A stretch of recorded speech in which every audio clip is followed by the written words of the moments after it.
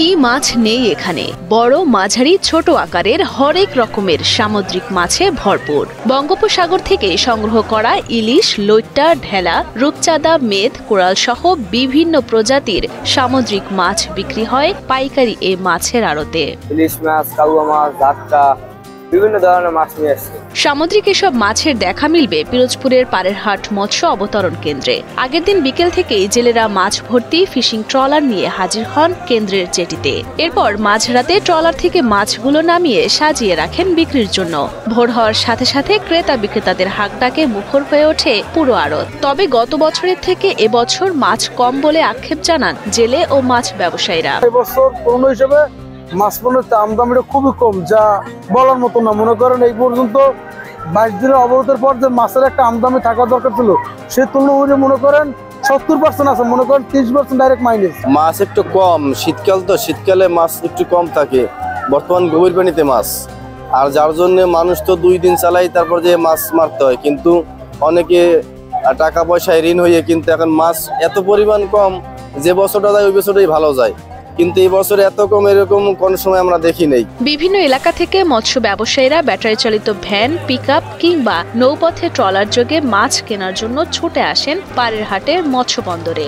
বর্তমানে গড়ে 8 থেকে 10টি ট্রলার কেন্দ্রটিতে ভিড়লেও মাছের ভরা মৌসুমে এর সংখ্যা হয়ে যায় দ্বিগুণ। এই মাছের ভবনটা এখানে হওয়াতে এখানে অনেক দূর দূর থেকে পাইকার আসে এবং মাছ এরা কিনে সকালেই বাজার ধরতে পারে। এবং এই বিগত দিনে যেখানে আমরা মাছ বিক্রি করতাম সেখানে ছিলাম গ্যাদারিং এর জায়গা, কিন্তু এই ভবন হওয়ার পরে আমাদের মাছ বেচা খুব স্বাচ্ছন্দ্য বোধ করতেছি। এবং দূর থেকে অনেক অনেক পাইকার, যে পাইকার আগে ওখানে আসতো না, সেই পাইকার এখানে এসে মাছ কিনে স্বেচ্ছায় তারা চলে যায়। এবং বর্তমানে এবছরে অন্যান্য বছরের সাথে মাছের সংখ্যাটা কম, তবু এই যে এখানে মৎস্য ভবন হওয়াতে ওই মহিপুর পাথরঘাটার যে মাছগুলা সেগুলো এখানে সরাসরি চলে আসে। জাল যদি বোর্ডে নিয়েও আসি, পল্টনে মাছ উঠে আমরা বেচা কিনা করতে পারি। খুব সুন্দর।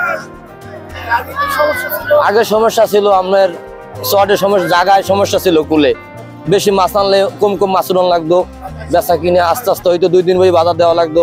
এখন 100 বোট আইলো একদিনে আমরা বাজার দিতে পারি। এর আগে কয়েক যুগ ধরে পিরোজপুর সদর উপজেলার কচা নদীর পাড়ে বাদুরা গ্রামে সংকীর্ণ, জরাজীর্ণ ও অনেকটা যাতায়াত বিচ্ছিন্ন আড়তে মাছ বেচা বিক্রি হলেও সম্প্রতি চিথলিয়া গ্রামে বাংলাদেশ মৎস্য উন্নয়ন কর্পোরেশন বিএফডিসির নির্মাণাধীন শেডে মাছ বিক্রি করতে পেরে আনন্দ প্রকাশ করেন ক্রেতা বিক্রেতারা। আগের ওখানের চাইতে এখন আর কেনা বেচাও ভালো, তারপর জায়গাও ভালো রাখার জন্য, গাড়ি ঘোড়া, তারপর এমনি আড়তের ভিতরে সুন্দর জায়গা হয়েছে।